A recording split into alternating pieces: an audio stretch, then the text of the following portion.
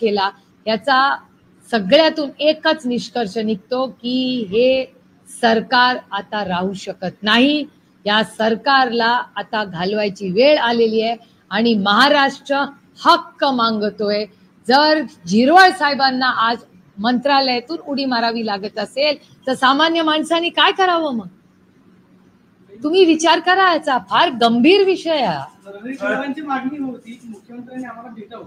ते विधानसभेचे उपाध्यक्ष आहेत, संविधानिक पदावरती आहेत, मुख्यमंत्र्यांची वेळ घ्यावी लागते किंवा आमदारांना मुख्यमंत्र्यांना भेटण्यासाठी थेट मंत्रालयाच्या जागेवरती उडी मारावं लागतं। मुख्यमंत्री सातत्याने सांगतात मी सर्वसामान्यांचा मुख्यमंत्री आहे, मात्र ते आमदारांना भेटत नाही असं म्हणावं लागेल।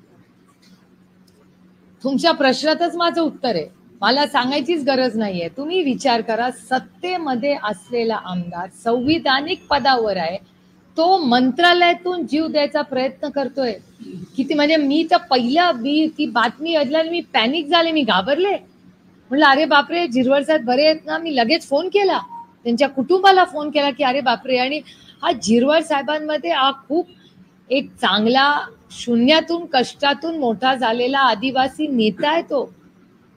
झिरवळ साहेबांनी फार संघर्ष केलाय आयुष्यात। अशा संघर्ष करणाऱ्या माणसात एवढी नैराश्य आली आहे की त्याला वाटावं की आपण जीव द्यावा। म्हणजे विचार करा, संघर्षातून गेलेला माणूस आहे तो। त्यामुळे झिरवळ साहेबांच्या मनाची अस्वस्थता किती असेल। आणि सत्तेमध्ये आहेत, मी पुन्हा पुन्हा म्हणते, सत्तेमध्ये असलेल्या आमदारांनी आत्महत्या करायचा प्रयत्न केलाय। काय भयानक गोष्ट आहे, किती असंवेदनशील हे सरकार आहे। महिलांच्या बाबतीत तर आहेत, शेतकऱ्यांच्या बाबतीत तर आहेत, पण स्वतःच्या ज्या आमदारांमुळे तुम्ही आज सत्तेत बसलाय त्यांचा पण जीव घ्यायचा पाप हे सरकार करते। ताई, तुम्ही पुण्याचं सातत्याने म्हणतात की क्राईम कॅपिटल झाली आहे, पुण्याचे जे पालकमंत्री आहेत तर ते काही हे गुन्हेगारी रोखण्यासाठी उपाययोजना करताना दिसत नाही। हा प्रश्न मला विचारायचा आहे, तुम्ही सरकारला विचारला पाहिजे, कारण राज्याचे गृहमंत्री करतायत काय? मी सकाळी सांगितलं की या राज्याच्या नैतिकतेवर या राज्याच्या गृहमंत्र्यांनी राजीनामा दिला पाहिजे। रोज बलात्कार होत आहेत, सामूहिक बलात्कार होत आहेत आणि हे थांबतच नाहीये। याचा अर्थ कुणाला भीतीच राहिली नाहीये त्या वर्दीची किंवा सरकारची। पुण्यातले जे काही निर्णय घेत आहेत ते गुरुत्वाच्या आधीपासून घेत आहेत। अधिकारी कोण आणायचा, कुणाला बसवायचं, कुणाला उठवायचं, कुणाला ठेवायचं, कुठलं पोलीस स्टेशन काय बसवायचं, हे सगळं दादांकडनं निर्णय होतात। मग असं असताना तुम्ही पुण्याच्या बाबतीत फक्त गृहमंत्र्यांनाच का? कारण का मी एकटा गृहमंत्री नाही, मुख्यमंत्री, DCM-1 आणि DCM-2 आणि सगळं सरकार जबाबदार।